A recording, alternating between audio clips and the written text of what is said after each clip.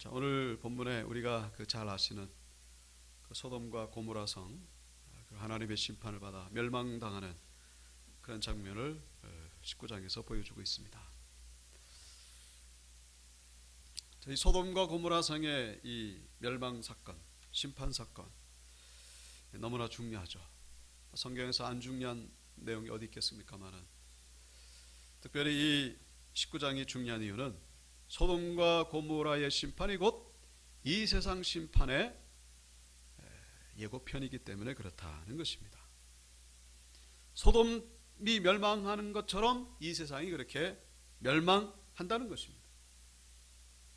그래서 베드로후서 2장 6절 소돔과 고모라 성을 멸망하기로 정하여 재가 되게 하사, 잿더미가 되게 하사 후세에 경건하지 아니할 자들에게 본을 삼으셨으며, 경건하게 살지 아니하면 이렇게 된다. 본보기로 이 소돔과 고모라가 멸망했다.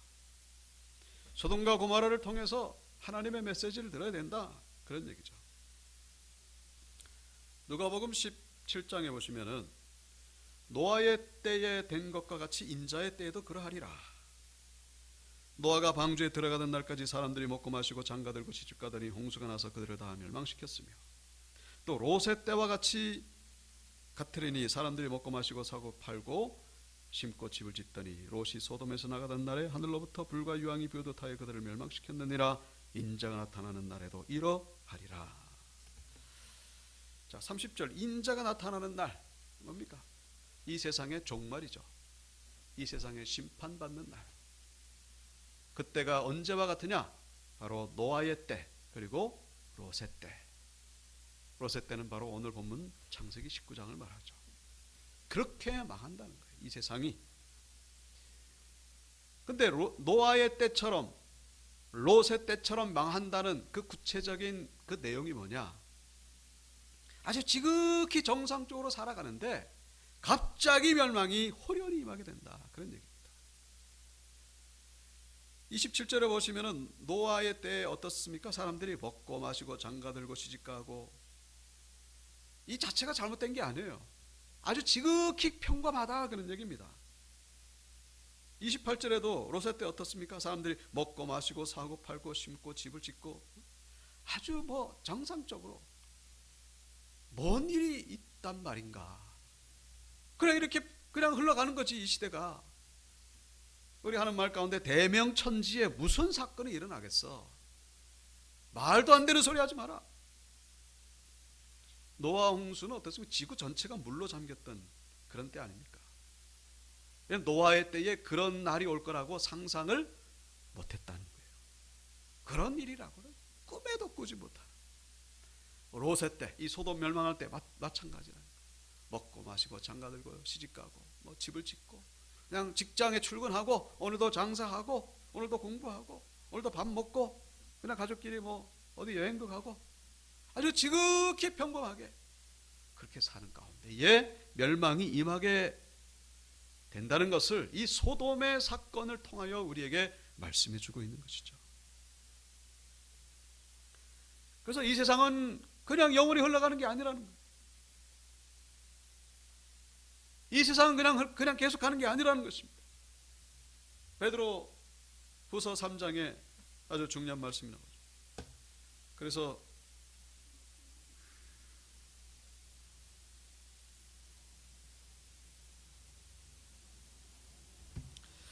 베드로후서 3장에 보시면은 먼저 이것을 알지니 말세에 조롱하는 자들이 와서 자기의 정욕을 따라 행하며 조롱하여 이르되 주께서 강림하신다는 약속이 어디 있느냐. 조상들이 잔후로부터 만물이 처음 창조될 때와 같이 그냥 있다 하니, 옛날에 지금 세상이 옛날에도 있었던 것처럼, 옛날이나 지금이나 변함이 없는 것처럼 노아 홍수 심판 그런 것도 없었고 앞으로도 심판 같은 거는 없다, 그런 얘기죠. 이제 오늘 4절까지만 제가 했습니다만은 7절에 보시면은 그런 말씀이 나옵니다. 하늘과 땅은 그 동일한 말씀으로 불사르기 위하여 보호하신 바 되어 경건하지 아니한 사람들의 심판과 멸망의 날까지 보존하여 두신 것이니라. 심판과 멸망의 날이 오는데 그때까지 하나님이 지금 이렇게 보호해 놓고 계실 뿐이다라는 거예요. 여러분, 지극히 쉬운 예로 코로나, 전 세계 사람들이 마스크 쓰고 다닐 거라고 상상이나 해보셨습니까? 식당에 들어갈 때 이렇게 QR코드 이래 가지고 밥 먹는데도 몇 사람이 이렇게 통제가 되고 여행 가는데도 이렇게 되고, 이런 날이 올 거라고 상상이나 했습니까? 삽시간에 그렇게 되죠. 여러분, 이것도 우리는 이 영적으로 볼 수 있어야 됩니다. 전조곡이죠, 전조곡. 우크라이나 사람들도 아마 참 진짜 아마 놀랐을 겁니다. 청천벽력에 그냥 그렇게 폭탄이 떨어지고 사람이 죽고 가족끼리 헤어지고. 하지만 우크라이나 같은 경우는 그래도 어느 전조가 있었잖아요. 러시아가 계속 위협하고. 하나님의 심판은 그렇지 않다는 것입니다. 그냥 멀쩡하게 저 버스 지나가고 내일 아침에 해가 뜨고 이 세상에 하나님의 심판이 임하게 된다는 것을 이 소돔의 사건을 통하여 깨달으라고 우리에게 말씀해 주고 있는 것이죠. 사랑하는 성도 여러분, 종말 신앙이 회복되기를 주 이름으로 축복합니다. 이 세상은 심판을 향해 가고 있다는 사실, 이 종말 신앙이 회복돼야 돼요. 깨어 있어야 됩니다. 주님은 재림하시고 우리 날마다 우리는 사도신경으로 고백하잖아요. 사도신경을 통해서 주님께서 이 땅에 오시고 이 세상은 그냥 영원히 흘러가는 게 아니에요. 오늘 본문 1절에 보시면은 저녁 때에 그런 구절이 나오죠. 19장 1절, 저녁 때에. 이 소돔에서 일어난 이 시간적 배경이 저녁인데 이것은 영적인 의미가 담겨 있죠. 밤이라는 거예요. 영적인 밤이다, 그런 얘기죠. 이 밤이 되었을 때, 밤은 뭐예요? 사람이 잘 수도 있고, 그런데 요즘 세상 보면은 밤과 낮의 구별이 없죠.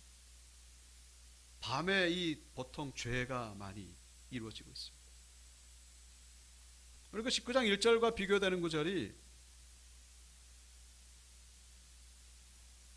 그 18장 1절에 보시면은 날이 뜨거울 때에 그런 구절이 나옵니다. 18장 1절에 날이 뜨거울 때에 이 천사가 이제 아브라함에게 방문했을 그 시간적 배경, 그리고 오늘 본문 19장 1절에 이 소돔을 방문했을 때 시간적 배경 비교가 되죠.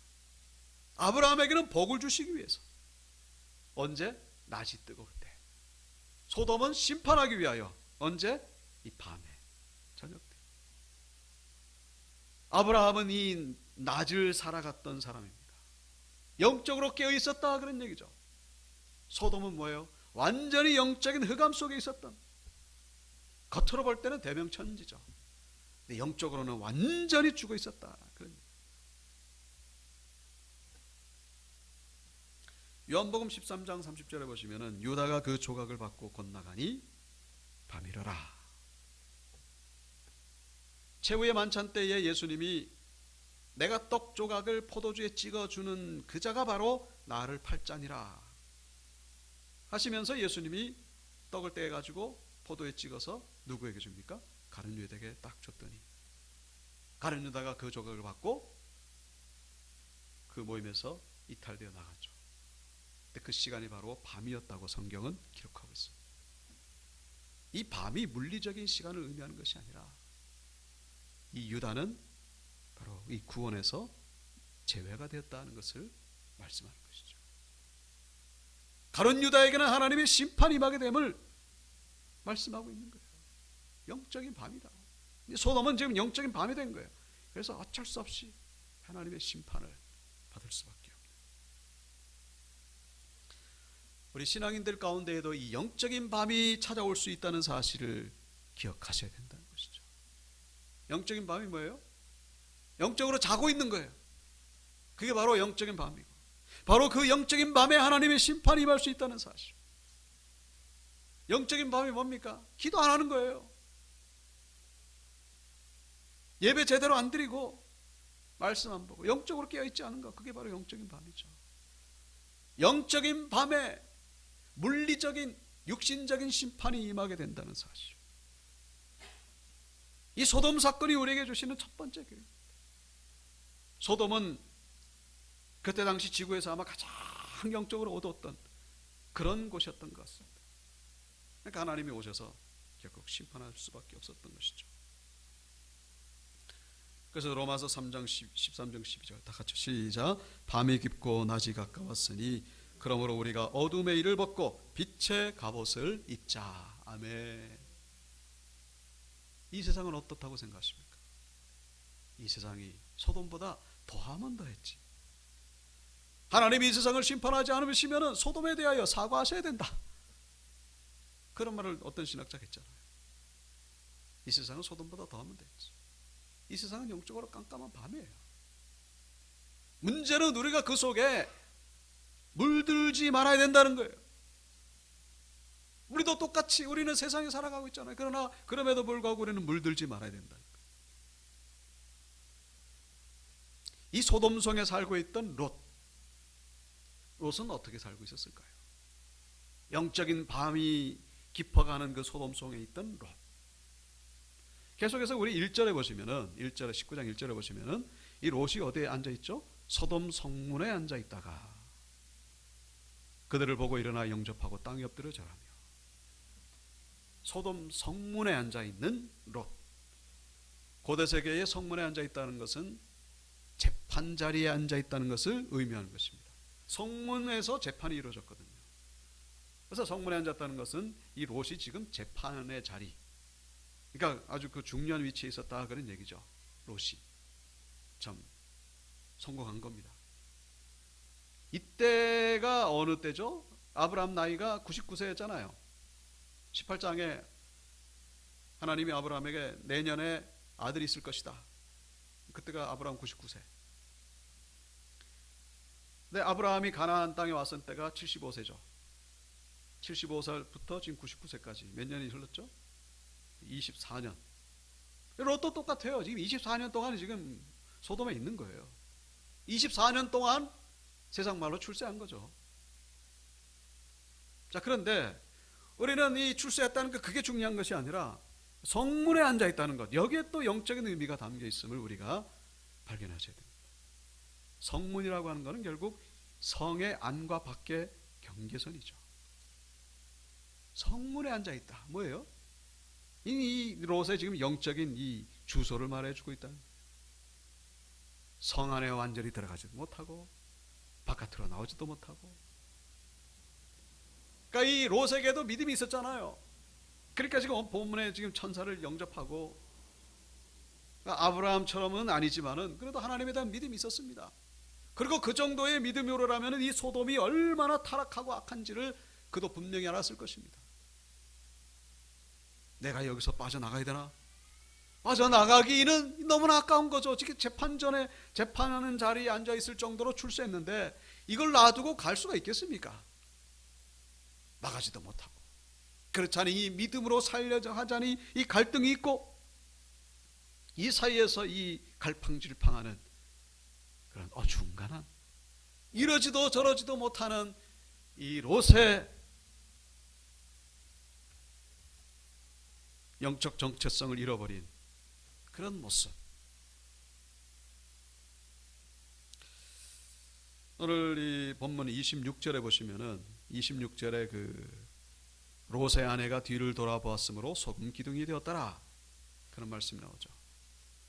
롯의 가족이 결국 다 소돔 사람들 죽을 때에 천사의 이끄는 대로 이제 밖으로 나가다가 뒤를 돌아보지 마라, 절대로 돌아보면 안 된다. 근데 롯의 아내가 뒤를 돌아보는 물이 내가지고 결국 그 자리에서 죽게 됐죠. 이 롯의 아내나 지금 롯이나 뭡니까? 하나님 앞에서 영적인 정체성을 잃어버린 거예요. 이러지도 저러지도 못하고, 이것도 아니고 저것도 아니고. 예수님이 십자가 재판정으로 끌려갔을 때에 베드로가 따라가잖아요. 따라가는데 멀찌감치서 따라갔다고 성경은 기록하고 있습니다. 멀찌감치 따라갔다가 어떤 일이 벌어졌죠? 그 성경에는 계집종이라고 그렇게 나옵니다만 어린 여자 하인이겠죠. 너도 예수 믿는 자지? 베드로에게 갑자기 불쑥 질문하니까 깜짝 놀래가지고 아니라 그러잖아요. 절대로 아니라고. 그리고 나중에는 예수를 막 저주하기까지. 여러분, 베드로가 그 고백을 하면서 얼마나 괴로웠겠습니까? 진심이 아니잖아요, 사실. 진심이 아닙니다. 그러고 나서 얼마나 괴로웠는지 막 통곡을 하는 그런 장면 성경에 나오고 있습니다. 그 베드로의 모습, 오늘 본문에 나오는 롯의 모습, 롯의 아내도 마찬가지죠. 이러지도 저러지도 못하고. 그래서 계시록 3장 15절에 그런 말씀이 나오고 있죠. 내가 내 행위를 아노니 내가 차지도 아니하고 뜨겁지도 아니하고 내가 차든지 뜨겁든지 하기를 원하노라. 소돔성에 살고 있는 롯의 모습이 우리의 모습은 아닌지 우리는 돌이켜 봐야 된다는 것입니다. 우리는 그럴 때가 있어요. 가끔씩 그럴 때가 있습니다. 늘 롯처럼 살지는 않겠죠. 은혜 받을 때도 있고. 그러나 그럴 때가 있을 때에 우리는 돌아보시고 빨리 빠져나오는 자들이 되어야 된다는 것입니다. 그 자리에 멈추지 마시고, 소돔보다 더한 이 세상에서 영적인 정체성을 잃지 않기 위해서 우리는 그래서 수협에 나온 거예요. 예배 안 드리고 기도 안 하고 말씀 안 보고 이 믿음을 어떻게 지키겠습니까? 그거 지킬 수 있는 사람 없어요. 저도 마찬가지고. 그래서 제가 늘 가끔씩 드리는 말씀이 있습니다만, 온도계와 같은 신앙인이 있고 온도 조절계와 같은 신앙인이 있다. 온도계는 뭡니까? 이 날씨가 30도면은 그냥 온도계는 30으로 그냥 쫙 올라가 버립니다. 영하 10도면은 영하 10으로 바로 내려가 버리고. 근데 온도 조절계는 주위 환경을 적당하게 변화를 시키죠. 너무 덥다 그러면은 이 온도 조절계가 다이얼을 돌려가지고 덥지 않게 한 15도로, 너무 춥다 그러면은 또 영상 10도로 올리고. 우리는 온도계와 같은 사람입니까? 조절계와 같은 사람입니까? 우리 이 세상에 끌려가는 자들이 아니라 세상을 변화시키는 자들이 되어야 된다는 것입니다. 세상을 변화시키는 자. 중세시대 때 가톨릭 교회가 끌고 가고 있었잖아요. 그런데 그 가톨릭 교회에 얼마나 그 부패와 타락이 심했는지, 근데 거기에 대해서 누구 한 사람도 얘기를 못합니다만 그냥 끌려갔었죠. 거기에 대해서 잘못됐다고 외쳤던 사람이 바로 마르틴 루터. 마르틴 루터, 그분의 종교 개혁으로 인해서 우리 지금 프로테스탄트 개신교가 태어나게 됐죠. 하나님의 말씀으로 돌아가야 된다고. 1800년대 그 영국의 이 경제를 이끌어갔던 것이 바로 이 흑인 노예들이죠. 그 어느 누구도 그것이 잘못됐다고 얘기하는 사람 없을 때 윌리엄 밀버퍼스가 이것은 하나님의 말씀에서 잘못된 것이라고 외침으로 30-40년 만에 결국 노예 해방령이 선포되었죠. 온도 조절계와 같은 사람들, 이 대한민국에 복음을 전해줬던 우리 선교사님들도 마찬가지로 그런 분들이죠. 예수 믿으라고 전도지 들고 다니는 분들 마찬가지예요. 그분들은 바로 온도 조절계와 같은 분들이죠. 전도자로 살아갈 때에 우리는 이 시대를 이겨낼 수가 있다는 것입니다. 적어도 복음을 전하는 그 순간만큼은 우리가 깨어있기 때문에 시대에 끌려가는 것이 아니라, 아무리 덩치가 큰 고래라 할지라도 죽은 고래는요 둥둥 떠내려갑니다. 아무리 몸집이 작은 피라미나 송사리라 할지라도 살아있으면은 폭포를 거슬러 올라갑니다. 무슨 차이죠? 살아있느냐 죽어있느냐. 생명이 있으면은 거슬러 올라가는 것이고, 생명이 없으면은 둥둥 떠내려갑니다. 우리 안에 생명이 있을 때, 우리 안에 예수의 생명이 있기를 위해서 우리는 힘쓰는 자들이 되어야 된다는 것이죠. 우리 안에 예수의 생명이 없으면은 우리는 이 세상에 떠내려갑니다. 무슨 우리가 뭐 잘나서, 우리가 똑똑해서, 뭐 의지가 뭐 대단해서 천만의 말씀. 그거 가지고 안 돼요. 이 세상의 마귀의 세력이 얼마나 강한데, 얼마나 교묘하고, 날마다 예수의 생명이 회복되기를 위해서 그래서 깨어서 기도하는 것이고, 그래서 이 세상을 거슬러 올라가시는 온유교회 권속들 되시길 주의 이름으로 축원합니다. 자, 이 5절에 보시면은 롯을 이제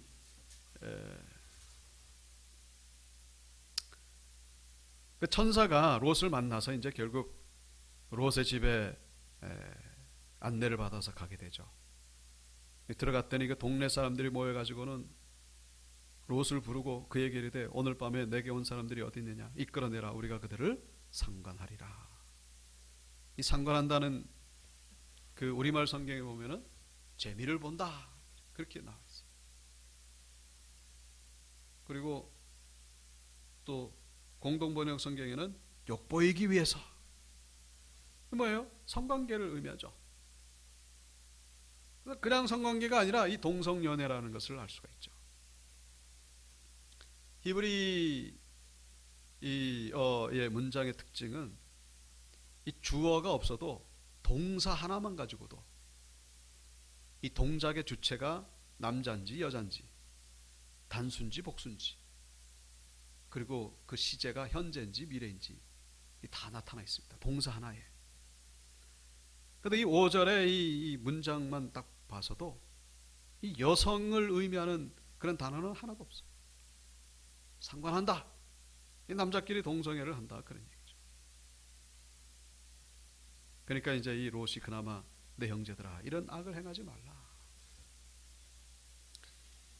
이 소돔과 고모라가 멸망하게 된 직접적인 원인, 동성애죠. 동성애만 있었겠습니까? 동성애는 이제 겉으로 드러난 열매죠. 그 안에 온통, 그러니까 성적으로 이 정도 타락할 정도면은 다른 거는 말 안 해도 뻔하다, 그런 얘기죠. 정치, 경제, 사회문화, 도덕, 윤리, 뭐 모든 것들이 다 그냥 더 이상 손을 볼 수 없을 정도. 그러니까 어떤 사회나 국가의 그 타락 지수를 보려면요, 성적인 타락을 보면은 그러면 다 그 통계가 나온다는 거죠. 성적인 타락. 성적인 타락은요, 갈 때까지 간 거예요. 더 이상 갈 데가 없는 겁니다. 그래서 유다서 1장 7절에도 그런 말씀이 나오죠. 다른 육체를 따라가다가, 지난 시간에도 우리가 말씀 묵상했었죠. 다른 육체는 결국 동성애를 의미한다. 여러분, 성경에 왜 이 동성애가 그렇게 큰 죄입니까? 거짓말, 살인, 뭐 이것도 다 큰 죄잖아요. 근데 왜 유독 이렇게 동성애, 그래서 어떤 분들은요, 동성애 때문에 소돔이 멸망한 게 아니다, 뭐 그렇게 얘기하는 분들도 있습니다만, 참 큰일 날 소리죠. 동성애가 이렇게 큰 죄가 되는 이유는 이게 바로 우상숭배와 직접적인 연관이 있기 때문에 그렇습니다. 뭐라고요? 우상숭배. 로마서에서 나오는 말씀이잖아요. 로마서 1장에 썩어지지 아니하는 하나님의 영광을 썩어질 사람과 새와 짐승과 기어다니는 동물 모양의 우상으로 바꾸었다. 사람이 하나님을 섬겨야 되는데 하나님 안 섬기고 그냥 세상의 피조물을, 그게 하나님이라고 섬기는 그 우상숭배잖아요. 우상숭배를 했더니 어떻게 하십니까? 하나님께서 그들을 부끄러운 욕심에 내버려 두셨다. 우상숭배하는 자들에게 하나님이 형벌을 주셨어요. 그냥 불을 내리고, 그게 아니라 그냥 이 사람들이 가진 그 욕망대로 그냥 내버려 두신 거예요. 근데 그 부끄러운 욕심이 어떤 겁니까? 남자들이 순리대로 엿쓰기를 버리고 서로 향하여 음욕이 부릴 듯하며 남자가 남자와 더불어 부끄러운 일을 하고 또 여자는 여자대로 부끄러운 일을 하고. 우상숭배하는 자들 가운데는 반드시 이 동성애가 생겨나게 된다, 그런 얘기죠.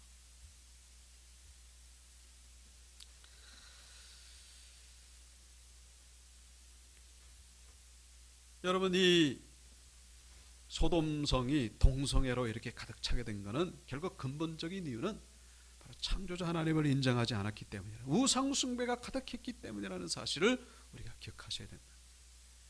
문제는 뭐냐? 이 시대가 지금 동성애 허용하는 방향으로 그냥 줄기차게 나가고 있다. 동성애를 무슨 이거를 어떤 제도적인 정치적인 그런 시각으로 보지 마시고 우리 영적인 시각으로 보셔야 됩니다. 유럽은 이미 동성애로 넘어갔잖아요. 그거 다 아시잖아요. 기가 막힌 거는 독일이 2017년도에 동성애 부부를 합법화시켰습니다. 몇 년 전이죠. 근데 독일이 어떤 나라냐? 거기 그 우리나라에는 뭐 더불어민주당이 있고 국민의힘당이 있고 그렇습니다만 독일은 기독교 민주당이라는 게 있어요. 기민당. 기민당이 뭐냐면은 복음의 가치, 복음적인 세계관으로 그 나라를 이끌어가 보겠다고 만들어진 정당이 바로 기민당인데 이 기민당이 주축이 되는 나라가 바로 독일입니다. 그 독일 그 기민당이 주축이 된 나라에서 이 동성애가 합법화가 된 거예요. 그때 투표하는 날에 그 독일 총리가 메르켈 여성분 아마 아실 겁니다. 사진. 메르켈은 자기는 반대를 던졌다고 합니다. 근데 그분 뭐 혼자 던지면 뭐합니까? 대부분이 다 그냥 뭐 찬성을 해가지고. 그 독일에 가보면요 동성애 부부가 많아요. 합법해요. 유럽은 그렇게 됐어요. 미국은 뭐 주마다 좀 다릅니다만 그렇게 흘러가고 있잖아요. 우리나라는 어떻습니까? 우리나라는 아직 그렇게 되지 않았죠. 근데 참 기가 막힌 거 언젠가 제가 실명은 말씀드리지 않겠습니다. 서울시장으로 계신 분, 그분이 기자들 앞에서 공식적으로 그런 얘기를 한 적이 있죠. 우리 대한민국이 아시아에서 최초로 동성애 부부가 합법화되기를 간절히 소망한다. 기가 막히잖아요. 지금 대한민국도 그렇게 되고 있습니다. 그게 뭐예요? 전반적인 분위기가 그렇게 가고 있다는 거예요. 여러분 저 코로나 전에 그 서울 그 시청 앞 광장에서 퀴어 축제니 뭐니 그래가지고 막 한바탕 시끄럽잖아요. 코로나 때문에 잠잠했습니다만 코로나 끝나면 또 아마 또 뭐 시끄러질 거예요. 여러분 이건 못 막습니다. 못 막아요. 어디를 향해 가느냐? 심판을 향해 가고 있다는 사실. 문제는 뭐냐면은 깨어 있어야 된다. 우리 신앙인들은 깨어 있어야 된다는 거예요. 그걸 보고서 그냥 뭐 원래 세상은 그런 거야. 그 흘러가는 거야. 동성애자들도 인권이 있고 뭐 맞죠? 인권이 있죠. 뭐 인권이 뭐 그들의 인권을 무시하자는 그런 얘기가 아니죠. 근데 그것이 뭐 죄가 아닌 것 마냥 신학자들도 그런 얘기를 하고 목회자들 가운데도 뭐 가톨릭은 이면 뭐 주교들 가운데도 동성애자들을 주교들도 있고 미국에서는 설교 시간에 동성애가 죄라고 얘기를 하면요 체포됩니다. 우리 대학교 그 저기 동창 가운데 미국에서 목회하는 친구가 있는데 물어봤더니 그 얘기를 하더라고요. 미국은 그렇게 됐습니다. 대한민국도 그렇게 되는 날이 오고 있다는 점점 하나님의 이 심판을 향해 가고 있다는 사실. 여러분 소돔이 멸망한 이유가 뭡니까? 악한 자들이 많아서 멸망한 건가요? 왜 멸망했죠? 누가 없어서? 의인 10명이 없어서. 의인 10명이 있었으면 안 망했어요. 악한 자들이 많은 거는 원래 그런 거예요. 원래 이 세상은. 그런데 이거 심판을 막을 수 있는 자들이 누구냐면 바로 의인이라는 것입니다. 의인이 있었으면 안 망했다는 거예요. 여러분 의인이 누굽니까? 믿음 있는 자가 의인이잖아요. 근데 그냥 믿음이라고만 말하면 너무 두루뭉실해요. 믿음 플러스 뭐가 있어야 돼요? 바로 하나님의 말씀이라는 사실입니다. 하나님의 말씀. 그 믿음이 올바른 믿음이 되려면요 하나님의 말씀 위에 굳건히 서 있어야 된다는 사실. 이 시대는 뒤죽박죽 그냥 그냥 얼마나 혼란스러운지 섞여 있어요. 남자와 여자가 섞여 있고 그게 동성애잖아요. 하나님과 피조물이 섞여 있습니다. 그게 우상숭배잖아요. 창조론과 진화론이 섞여 있어요. 이 혼합된 시대 속에 살아가고 있는 우리 신앙인들, 이 혼합 속에서 우리가 분명한 정체성을 우리가 지켜내기 위해서는 하나님의 말씀이 필요하다는 사실입니다. 말씀대로 살아가는 신앙.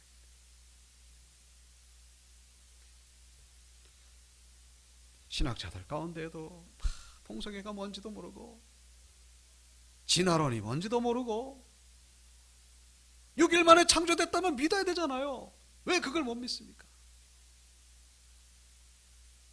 하나님이 진화의 방법을 가지고 이 세상을 창조했다. 섞여 있어요. 섞여 있어요. 왜 그들이 그런 말을 하는지 아십니까? 하나님의 말씀이 없어서 그래요. 말씀 위에 서 있는 자들이 바로 의인이 될 수 있다는 사실. 그 의인 때문에 하나님의 심판을 물론 언젠가는 심판되겠죠.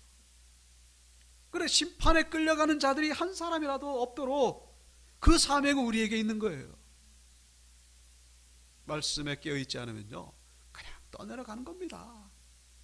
떠내려가는 거예요. 제가 자꾸 이렇게 성경 구절을 이렇게 말씀드리는 이유가 바른 신앙이 이기를 원하는 마음에서 제가 여러분에게 말씀드린다는 사실. 이 시대는 얼마나 뒤죽박죽되어 있는지 몰라요.